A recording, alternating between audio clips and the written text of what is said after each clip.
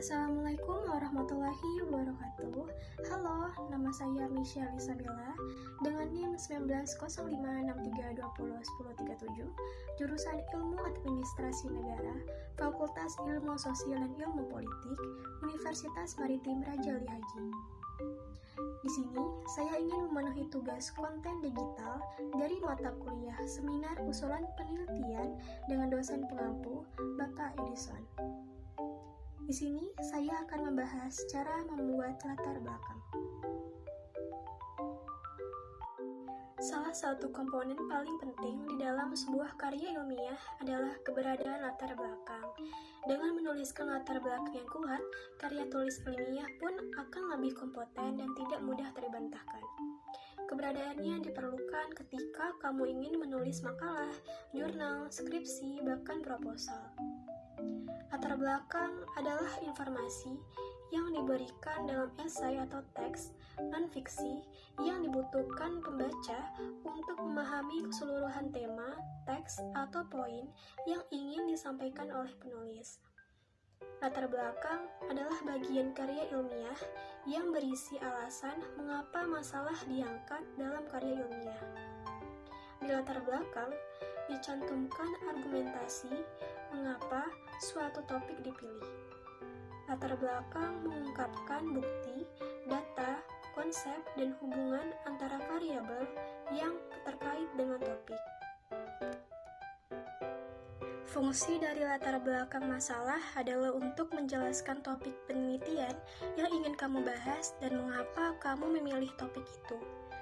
Dengan begitu, para pembaca akan paham dengan maksud dan tujuan kamu menulis karya ilmiah. Selain itu, tulis latar belakang dengan sebaik mungkin sehingga meningkatkan minat pembaca karya ilmiah Anda. Komponen paling penting dalam latar belakang masalah yaitu yang pertama ada data atau fakta yang ada komponen ini akan menjadi acuan dalam penulisan latar belakang.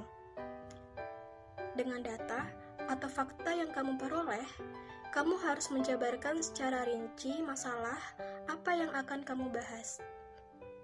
Tentu saja, data ini nantinya akan dibandingkan dengan teori-teori yang ada atau standar keilmuan.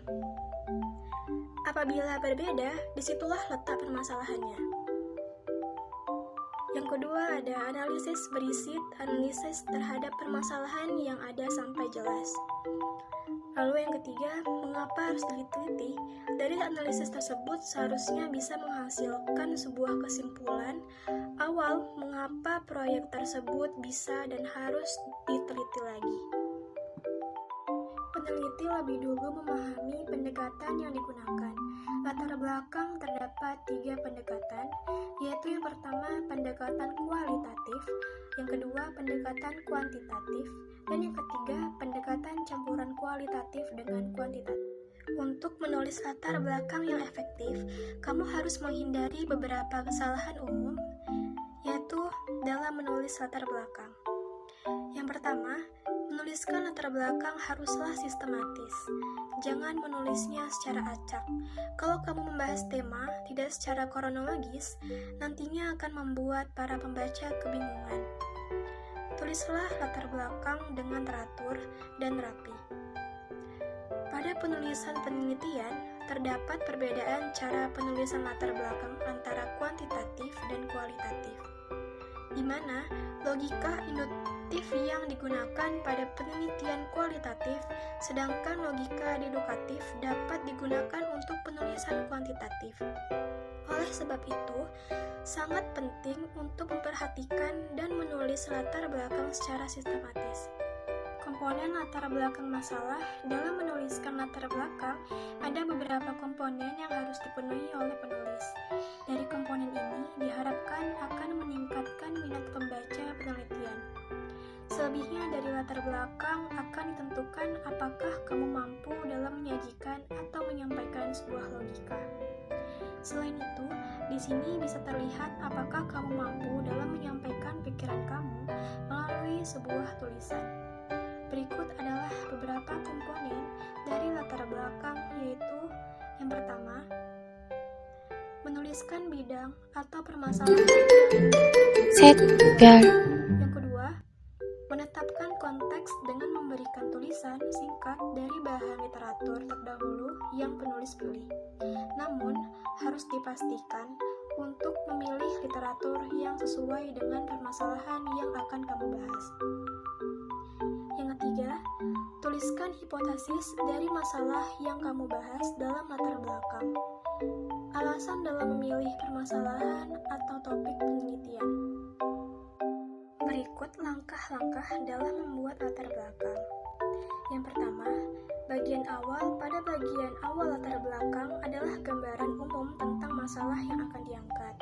Gunakan metode penelitian piramida terbalik. Dengan model piramida terbalik, buat gambaran umum tentang masalah mulai dari hal global sampai mengerucut fokus pada masalah inti, objek serta ruang lingkup yang akan diteliti.